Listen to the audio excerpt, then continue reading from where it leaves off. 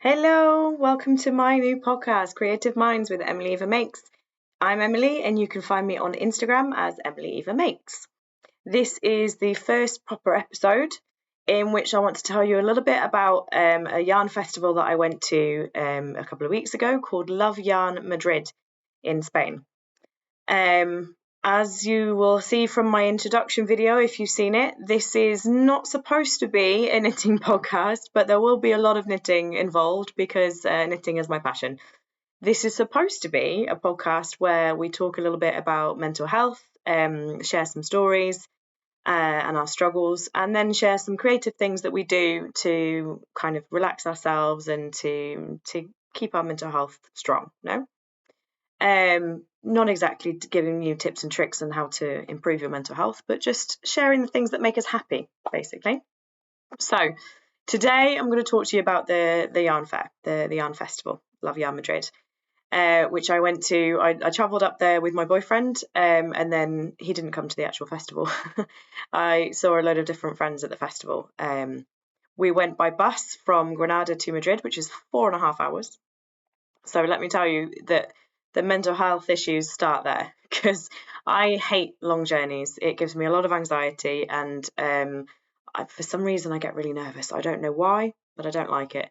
And of course, the emotion of going to something exciting like a yarn festival and knowing you're going to see lots of people and you're going to be able to do lots of shopping and things is also, it can also take a toll. I've seen a lot of other podcasts since we got back where a lot of people have said they love going, but it's really heavy, it's really difficult, it's very stressful at the same time. And I hear that. I feel kind of the same. I love it and I would go again, but it really takes a toll. It really does. So I'm going to tell you how amazing it was, but I'm not gonna leave out the details of how difficult it was at the same time. So yeah, starting with the trip, I'm already exhausted. I didn't sleep well the night before because I was too excited. Then we have a 4.5 hour long bus ride, which makes me really anxious and nervous, and I can't sit still and I can't relax, and I'm also can't wait to get there because I'm all excited to get there. So yeah, it was a bit full on. We finally get there, and also there. I don't know why, but in Madrid everything seems to be uphill. Everything seemed to be uphill. So even just the walk from the metro to the Casa del Campo, Pabellón Cristal, where they had the yarn fair, was only 3 minutes, but it was all uphill and it was really quite steep. And I also have a health problem. I have a problem with my joints, so that really took a toll on my legs as well. So finally get there and I'm exhausted before we even walk in. But never mind. We're still very excited to see everyone and see everything. And the first person I find is Marianela Gallo, who is my friend from here in Granada. And she was between her and Nicole from Time Weaver, they encouraged me to start this podcast. So yeah, I ran into her first and we took some photos and we wandered around for a bit and then bumped into some other people. I found Nicole somewhere. I found Antonio Beagle Knits somewhere in the back as well. So it was just wandering around and seeing everything and chatting to different people. It was good fun. I took lots of photos. I think I was only there for maybe 2 hours the first day on the Friday, but it was very full on and it was a lot of fun. I saw a lot of people, took a lot of photos, had a lot of hugs, and of course I bought some things. So let me show you some of the things I bought on the Friday. I went straight to Irish fairy tale yarns because from the name, I kind of figured they were from Ireland. And I thought this is probably something that's not as easy to buy online because of shipping costs. Maybe not, what do you call them? Customs. Maybe not customs because Ireland is still part of the EU, but at least shipping costs might make it a bit more difficult. So I thought I'll go there straight away and try and buy something. And then I was talking to somebody else and I went and I had a look at some things, couldn't decide immediately. So I went away again. And then I was talking to Annabelle from Tantarantana Teje. That's a difficult name to say. I've practiced. And she said, if you want something from there, go there now. Go immediately because they always sell out really quickly. So I went back and had another look and did find some things. And I spoke to the guys there and they said, no, we're not from Ireland. They're actually German. They're from Germany, and he said they lived in Ireland for about 8 years, and then when they moved back to Germany, they obviously didn't want to change the name, of course, so it's still Irish Fairy Tale Yarns, but they're actually German, so it wouldn't have been that difficult. There would still be some shipping costs, but it wouldn't have been that difficult to get online. But anyway, I had it in my head that I was going there and I was getting something from them, so that's what I did. And the first thing I saw, what caught my eye was all the sparkle they have there, because everything was sparkly. So the first one I picked up was this beautiful, beautiful sparkly yarn, which is almost black and purple in places. Oh, my light's not great, unfortunately. I hope you can see that. We've got some purples up there, and it's like very, very dark grey and almost black in places. This is called Witchcraft, the colour. It's a sock yarn, 4-ply sock yarn, 400 metres in 100 grams, 71% merino, 24% polyamide and 5% polyester. Very, very nice. And of course I couldn't have just one sparkle, so I got another one. This one, oh, I've clearly been messing with it. I've opened it and closed it again. This one is called Nightfall, and it's more blue. I don't know if you can really see the blues in there or not, but it's definitely got some blue and a lot of sparkle. There we go. Beautiful. So I've got these two sparkly skeins, and the theme of this podcast, as you will see, is that I have absolutely no idea what to do with anything that I bought. The only ideas I had in mind were I thought it would be difficult to buy from these guys, so I was going to get something from them in person. I wanted to meet Trailis, which I did. I wanted to find a particular shade of red, which I didn't find. I wanted to buy the colour from Aitana Villa Yarns that she had dyed for the festival and called Madrid 23, which I did. And what else did I want? I wanted some mohair of some kind. But I didn't really have plans for any of these things. It was just, I want things from these people. So I also bought, I also thought I should get something more neutrally, because I have a lot of random colours and I have a lot of purples and blues. So I wanted to move a little bit away from purple and blue, and I wanted to try and get some neutrals because they're usually a good base for other things. So also from Irish Fairy Tale Yarns, I bought these two in the Dalmatian colourway just to have some nice neutrals. And I bought two so that I would have more to do something bigger with them, but it's actually still not enough to do a sweater, so I still don't know what I'm going to do with them. Anyway, these are still 400 metres in 100 grams, so still a fingering weight, but these are 100% merino. So there we go. So I got 4 different skeins from Irish Fairy Tale Yarns. One thing done. After that, I was still running around like a crazy person trying to find everybody and take photos with everybody. I went to see Enka from Enka Yarns, who's also a friend of mine from Granada, but I didn't buy anything from her because I can always buy from her whenever I want, so I don't tend to buy from her in the festivals. But I did go over and have a photo and say hello and everything. The next one, I think I went to Aitana Villa to get the festival colour, which is this beautiful purple.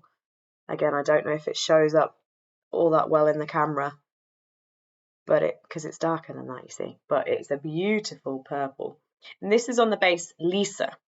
She had it on 3 different bases, and they came with freebies. So if you got the sock yarn, it came with a sock pattern. If you got this one, and I think the other one as well, you got a shawl pattern, the Yarn Festival shawl. This base is 50% merino superwash with 50% silk, and it's a fingering weight, 400 metres to 100 grams, in the colour Madrid 23. So of course I've got the shawl pattern that goes with this, the Yarn Festival shawl. But I don't think I'm going to make that shawl with this colour, because one of the things I really like about knitting is that you make unique pieces. You know, everything that you do is different. Everybody puts their own spin on things. You do things with different colours or with different needle size or whatever. So if everybody's bought this colour and has that pattern, we're all going to have the same shawl. And I don't want the same shawl as everybody else. So I will make that shawl with something else, maybe with one of the sparkles or something. I don't know. And then this I'll use for something different, like maybe the Chal Raíces by Marinela Gallo, because I still want to make that. I tried to make that, and I didn't like the colour, so I had to undo it. So maybe it'll look better in that one. I don't know. And then, I think that might have been it for the Friday. Yeah. I think that was it for the Friday. I just had a couple of hours. It was mostly just taking photos of people, and saying hello and having hugs and stuff. So yeah, that was that. And then I left there and went to meet up with my boyfriend and a couple of his friends. And I was absolutely exhausted. As I say, I mean, I'd only been there for a couple of hours, but we'd been traveling a long way. I hadn't slept particularly well the night before. And by the time we got out of the festival and all the walking around, being on your feet all the time as well, because I didn't sit down all that time. By the time I got to meet him and we were supposed to go for dinner, I was just exhausted, and it was to the point where it was making me feel sick. I was feeling nauseous, and we were supposed to be having dinner, and I didn't really fancy anything. I had bits of it, and it was very nice. We went to a nice Indian restaurant. It was very, very tasty, but I couldn't eat very much. And then they wanted to go for drinks afterwards, and I was like, I don't even want to drink. No, I think I had Coca-Cola or something. And I was basically falling asleep on my boyfriend's shoulder, and he's there going, she's usually better than this. She's usually much more sociable than this. I'm sure. I promise. I'm so sorry. I just can't handle it. I was just dying. And then Saturday morning, I didn't feel any better. Saturday morning, the whole morning, I felt like I couldn't get up, I couldn't move, everything hurt. And then, of course, I'm beating myself up because I'm there to have fun, I'm there to see people, I'm there to go to the festival, and here I am sitting at home just doing nothing all morning. So that was really hard as well. But I knew that at 4 o'clock in the afternoon, Nella had a chat about intuition in knitting, and then straight after, Antonio from Beagle Knits had a chat about fashion before plastic. So I wanted to go and see those. So I thought, well, at the very least, if I rest this morning, maybe I'll feel a little bit better. Try and eat something, because I was still feeling quite sick, to be honest. I managed to eat a little thing, but not much. But at least if I do that, give myself some time to rest, be kind to myself, which I have to remember all the time. I always have to remind myself to be kind. Then I can go in for 4 o'clock and get to the 2 chats, which I did. And I've got to say, one of the best things about going to those chats was, because I was feeling really crappy, I got to just sit down and knit for 2 hours while I listened to these people talking. And they were very interesting chats. I loved the chats. I'm not saying that they weren't great. They were great. But honestly, one of the best things for me was that I got to sit down and just knit for 2 hours, which I really needed at that point, I think. So that was really good. I enjoyed both of the chats. Antonio had a little surprise in his as well, which was brilliant. And we took lots of photos and stuff. So yeah, they were great. And then I was able to wander around a little bit more and spend a bit more time with different people and looking at different stands and things.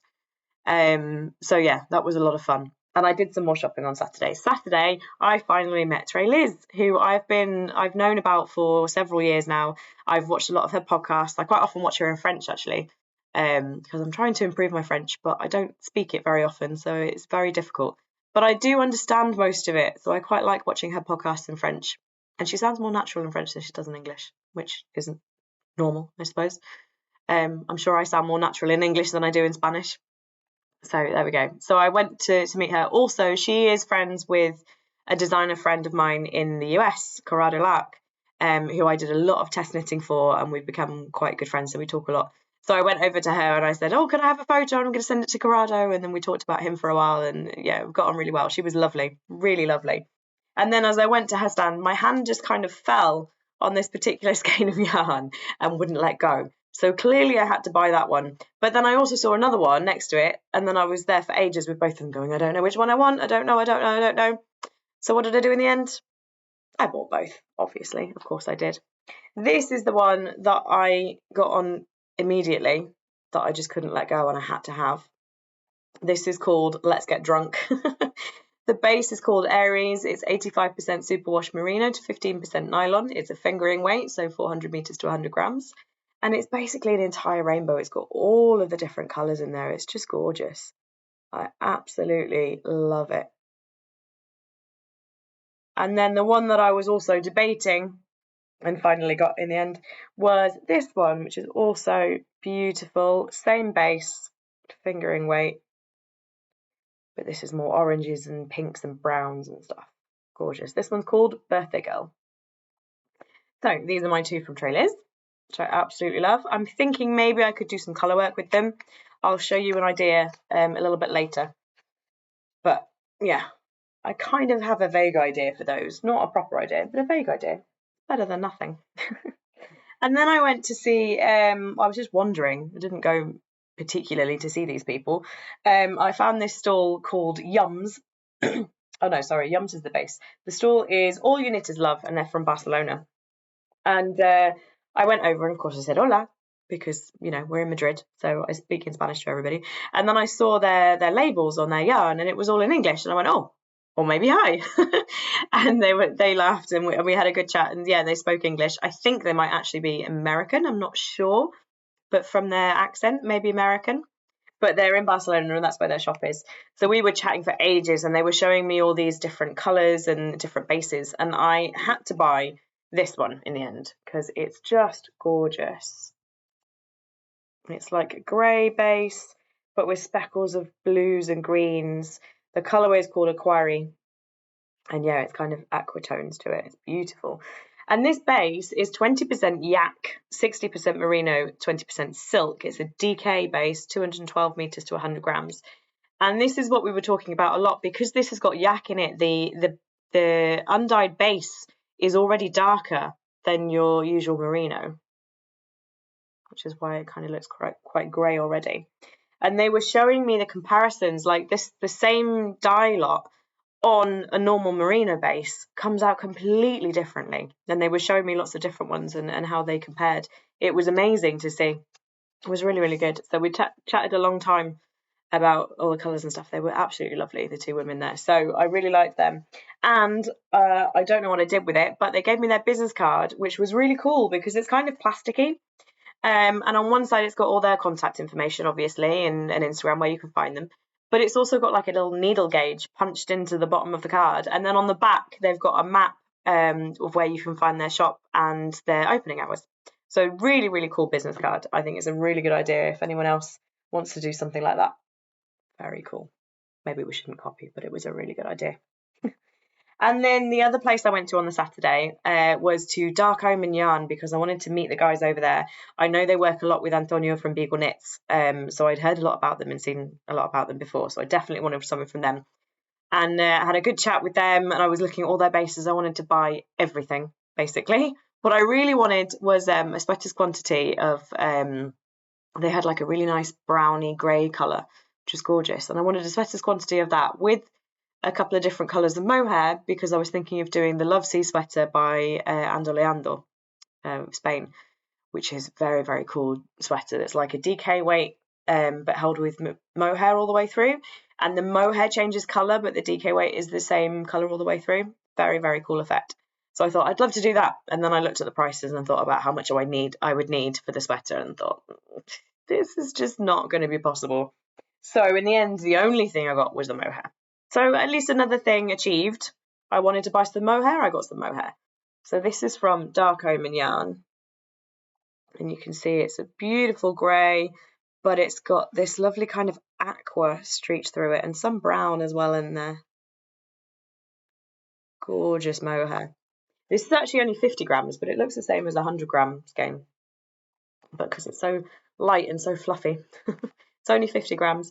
The base is called Silky Shadows. It's 75% Super Kid mohair and 25% mulberry silk. And it's 420 meters in that 50 grams. So you get a lot out of it. And the color is called Sombras, which means shadows. Very cool. So I got that as well. I think that's all of the yarn that I purchased. And I have no ideas for any of them. I have some ideas a little bit, but not much. And I think that was it for the Saturday. And then Saturday evening, we went out for dinner with, I went with Marianella, with Nicole from Time Weaver, with Nella's mum and dad, with loads and loads and loads of different people, lots of knitters. We all got together and went to this lovely restaurant where they did a kind of tasting thing. So they brought out the same food for everybody in just little pieces. So you got to try lots of different things. It was very, very nice. I'm not entirely sure who organised it. It might have been Nicole. Don't know if it was. Thank you very much. I don't know who organised it, but it was very good, and it was great to just sit and chat with people and show off all the things we bought and stuff. And we had fun getting there because we had to navigate the metro system, and we kept getting lost on the way in the hallways. We went down a load of stairs, and as we got to the bottom, we saw other people from our group going back up again. I was like, "What are we doing? Where are we going?" Got totally lost, but eventually we found the place. And it was packed as well. There were so many people on the tram that night. I suppose it's Saturday night. Everyone trying to get into town. But yeah, it was quite an ordeal trying to get there. But once we actually got there, it was great, and sit down and just chat to people. And I needed that. And I was still feeling exhausted, but I wasn't feeling as sick anymore. So that was good. And I needed that time to just kind of sit and talk and share stories and stuff. So that was good. And I got kind of a present. I don't really know. That sounds weird, but I don't really know if it's a present because I don't know if they're supposed to be mine to keep. Nella's mum, Amelia, or Ailema Loca on Instagram, I think she is. Laura Loca, I don't know. But anyway, she gave me a load of magazines, these things, which she said she'd been carrying around all afternoon, and they were really heavy, and she was so sick of carrying them, she didn't even want to see them anymore, which is fair enough. So I took them, but I don't really know if she wants them back. She did have a little look at them while we were sat at the table having dinner, but I ended up taking them home, so I think they're mine now. I don't know. If you want them back, they're here. You can have them.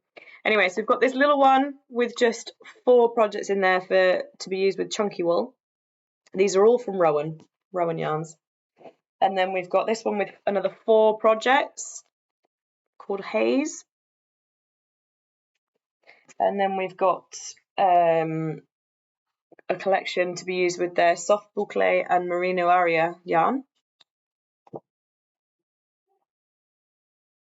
There we go. Lots of different designs in there. And then finally, one that's called Collection 3, which doesn't say it's to be used with a particular wool. And this has got loads of different patterns in it. We've got sweaters, cardigans, hats, shawls, scarves, everything. Loads and loads and loads. So I've got lots of lovely patterns there that I can have a little look through. Maybe I'll find some inspiration. Who knows? And then Sunday morning, again, I'm exhausted. Again, I'm thinking, I really want to go. This is what I'm here for. But that climb up to the building, that just kills me every time. Can I cope? Can I do it? Do I really need to go? I've been 2 days. Do I really need to go again? I've kind of seen everybody. And then I started getting like FOMO, fear of missing out. And it's just like, everyone else is going to be there and it's the last chance. And so I made myself go. And I'm glad I did. I had a great time. I got there and they had a lovely space outside the festival where you could get food and drinks and stuff. So I went and got a coffee, and then I looked over and I saw that there was a big group of people with Nicole and Antonio and Albert from Cor de Cabdel and and loads of people sat around this table. So I went and joined them and had a coffee in the sun, which was beautiful, really nice. That was a lovely way to start a Sunday morning. So I'm glad I went. And I was thinking on the way, maybe I will get a couple more things, but not more yarn. I would like a book, perhaps. So I went around looking at all the different books. There were loads of books for sale there, loads of different things, but a lot of them were for crochet. And although, yes, I do crochet, I don't think I've ever followed a crochet pattern in Spanish. I'm sure I would be able to. I'm sure I could work it out. But it's already confusing enough in English because we've got US terms and UK terms, and you're never sure which one you're supposed to be doing. And I thought, no, I want a book of patterns for some inspiration because I've got all this yarn that I don't know what to do with. But I want knitting rather than anything else. So there wasn't a lot of choice, but I did know that a designer that I'd met last year back in Seville, in Sevilla Teje, Lucia Ruiz de Aguirre, or Louis Moo on Instagram, was at a stand selling all of her books. So I thought, that's where I'm going to go. I'm going to go and look at all of her books. And I ended up taking away her basic colour book, which is all colour work, which I thought is perfect. And she dedicated it to me with all her love. Bless her, she's so lovely. We chatted a lot. We talked a lot at Seville and we talked a lot at Madrid as well. She's very cool. I like her a lot. So anyway, I've got this lovely book of colour work, all sorts of different patterns, not just bags. There's hats, there's socks, there's tops, there's sweaters, all sorts of things in there. So I'm thinking that could be good inspiration for one of the Trailer's colours, because if I get like a neutral base, like the top of the bag there, if I have that in a kind of neutral colour like it is here, and then this colour work part I could use in one of these where the colour changes by itself, and it might be a quite funky effect. I've seen something similar on Grocery Girls. Jodie's got a jumper that's the colour work yoke, and she's used a colour changing yarn in that, and it looks very, very cool. So I'm thinking that might be something to do with the trailers yarns. I don't know, we'll have a look. And then I went to find, well, not to find, I found, wasn't looking for it, didn't know it was there. I found a place called Love Fur, I suppose, Love Fur. I don't know. The woman there is absolutely lovely. I got on really, really well with her. We talked a lot. She's from Belgium, I think. I'm not entirely sure. But anyway, she had all of these beautiful things made out of wood, made out of leather, all sorts of different accessories and stuff. And one thing that I had thought about getting, I've been thinking for a long time, and I'd kind of forgotten until I got there, was to get some kind of tag in preferably leather that you can attach to your knitting to show that it's handmade, or to show you which side is the right side when you have a sweater that looks exactly the same both sides, but maybe it's got short rows on one side, so you need to know which is the right side. And I found these beautiful little tags. It's exactly what I was looking for. And they say, made with love. So I got two in this kind of shiny bronze colour, and then I got a grey and a kind of aqua as well. Beautiful little things. And they're really easy. They've got this little peg on one side, so you just slip it underneath your knitting, push the peg up through the stitches, like that, and then attach the other side. So they're easily put on, easily removed again, so you can wash things. There we go. And then it just sits on the edge of the knitting. Obviously, you'd probably put it further in so it sits nicely around the edge, but still. So I've got 4 of those, which are very cool. And I picked up this little thing, but I have to admit, I picked it up for the tin, not for what's inside it, because I love the tin. I do like what comes inside as well. It's very, very useful. It's one of those little cables that you can use for slipping your stitches onto like a larger cable, so that you can try on your item as you go. You just stick this little end onto your needle, and then you can slip all your stitches across to this really long cable, and then you can try on your sweater. And it can also be used for putting stitches on hold, which I hadn't thought of before, but I saw Antonio Bigonit said it on his podcast. I thought, of course you can do it for holding stitches as well. Didn't even occur to me. So I've got that in purple, of course, because I love purple. But yes, I really got it for the tin, not for the cable. And I discovered afterwards, after I got back and I started watching other people's podcasts and stuff, I discovered that this place, Love is where they did really big pom-poms. She had some great pom-poms. I didn't see any. I don't know if she'd run out by the Sunday or what, but I didn't see anything. But on the Saturday, I was talking to another friend and he was going, where is that place where they sell the pom-poms, the really big pom-poms that are ready-made? I had no idea. Don't know. We're looking around, couldn't find it at all. And then I find this place by accident on the Sunday and see all the accessories. Didn't see a single pom-pom. And I get home and start watching other people's podcasts and find that was the place that had all the pom-poms. I don't know how I managed to miss them. As I say, maybe she'd sold out because it was Sunday. But anyway, normally she has pom-poms. I'm sure she'll have some online if you go and find her online. And that's it for my shopping, I think. I didn't show you my lovely freebie because I had a ticket for the whole weekend. You got this free tote bag as well with the Love Yarn Madrid logo on it. Their lovely woolen heart. Nice tote bag to carry all my shopping. So that was lovely as well. So those are all the things I've got up. And I had a wonderful time, apart from feeling a little bit overwhelmed and a little bit anxious and a little bit ill. But most of the time, it was very good. And I loved seeing everybody and had some great conversations, and I bought lots of lovely things. I got to meet some women who are part of an association that are trying to raise awareness for domestic violence through knitting. They get people to collaborate. You create a little piece. I think it was 30 centimeters wide and as long as you wanted, and you could put messages of peace on there, or you could put a victim's name on there or something. And then they join them all together and have like demonstrations and things, and they show all of this stuff. So that was very cool. They were called Madejas contra la Violencia Sexista. And I think on Instagram they're Encuentro Madejas. I'll try and link it below. So that was very interesting as well. I've met a lot of good people and had a lot of fun. I got photos with loads of different people. I met both of my translation clients. No, both. Three of my translation clients were there. So I got photos with all of them. A nice chat with them. I met a friend that I hadn't seen since Seville. I met some other people that I'd met in Seville. I met new people. I had a lot of fun. So it was really good. But we have to recognise that these things are quite demanding. They're quite difficult. Um, and they can be quite overwhelming. The good thing about this one, as opposed to Sevilla Teje, is that this one had a lot more space. It was a much bigger place. So you could bump into people in an aisle and stop and chat for half an hour, and you wouldn't be in anyone's way. Whereas in Seville, you were kind of pushing to get past people to look at all the different stands. If you met someone and tried to stop and talk, you were holding other people up. So it was quite difficult because it was quite a small space. So in Seville, you'd go in, have a quick run around, look at all the different stalls as quickly as you could because you could barely move, and then go back outside again for a breath of fresh air and to talk to people. Whereas at Madrid, you could just go, you spend all the time in there and just go very slowly from one place to another and stop and talk to people for as long as you like, and then move on to the next one and chat to somebody else.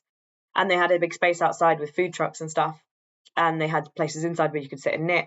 So it was much more spacious, and you didn't feel quite so overwhelmed or claustrophobic. But at the same time, because of that, I think you lost a little bit of that feeling of being part of a family. Because one of the things in Seville was because it was small and it wasn't so international. Everything was Spanish and some Portuguese, but mostly Spanish, and all the designers were Spanish. And so everybody knew everybody else, and everybody was wearing patterns from the same designers. So you'd wander around seeing people in the same kind of item and going, oh, I know that pattern, what's that? And going and finding the designer and taking photos of everyone in the same thing. And it just felt more like you were part of a family at Seville. And in Madrid, we didn't really have that. You still had people wearing designs of the people who they knew were going to be there, the designers they knew they were going to see, and there were still people taking photos of all using the same pattern. For example, Antonio Bigonets had an advent calendar mystery knit along before Christmas for his new brand Save the Sheep, which was called the Rosset shawl. And there were about 20 of us maybe who'd all done that shawl and were there at Madrid. So we were all there with our same shawls and took this big group photo. So that was good fun. So there was still a little bit of that. But because it was bigger, you didn't necessarily bump into everyone. I know that there are several people who I know were there that I saw on their Instagram stories and stuff, or I've seen in podcasts, they were there. But I didn't run into them while I was there because it's big, because we're all there at different times. I don't know. And there were people that I saw wandering around in the background and I never actually got close enough to actually stop and talk to them. So it kind of lost a little bit of that feeling, but it was less claustrophobic and it was less overwhelming. So I suppose it's a good thing, really. Either way, in both cases, you're on your feet all day. There's a lot of walking around, and it is really tiring. And even just your emotions being up and down all the time. This is something that Nella's mum said on Nella's podcast, was that the emotions they're just so high for the whole weekend, and when you get home it just kind of drops suddenly, and it's like you almost have like a festival hangover, to be honest. But I would never say don't go. Just be aware that you need time to do things slowly. Take your time, have rest times in between, and make sure you've got time to rest when you come back again. Don't come back and go straight to work because it's a bit much. If you have the option, you may not have the option. And of course, you don't have to go for the whole weekend, but I definitely like going for the whole weekend. And I'm hoping that through this podcast, if I get some new followers and stuff, I'm going to create that community feeling and build it even more, because one of the things I really like about the festivals is meeting other people. And of course, because I know Nella and Nella's introduced me to all of these other people, I go and I feel like I know loads of people and I can chat to everybody when I go there. I can imagine that if I didn't know anybody else, if I was going on my own, I'd find it rather boring, because it would just be quick wander around, look at everything that's for sale, maybe buy a couple of things, maybe not, and then go home again, and wouldn't really know what to do. But when you've got this community there, when you've got all these people that you know and you can sit and chat to loads of them and you go out for dinner and stuff together, it's a completely different thing. So I'm hoping that, I mean, I already have that thanks to Nella, but I'm hoping I can grow that even more through this and maybe see some people at the next one, because I will be going to Seville again this year in May, Sevilla Teje. I will be going there, so hopefully I will see some more people and get to know even more people there. let me know in the comments if you're going to be going. Also, in the comments, please tell me a little bit about your stories. Do you like the idea of this podcast? Have you struggled with mental health? Would you like me to share anything in particular? Do you want to share a bit about your journey and what helps you? Please tell me the kind of things that you do. Do you knit as well, or do you do other things? As I said before, this is not a knitting podcast. Today's been all about yarn and knitting, but it's not a knitting podcast. I will be talking about different things in each episode. I'll probably still mention knitting quite a lot because that's the main thing that I do, and I want to show the kind of things that I've been doing.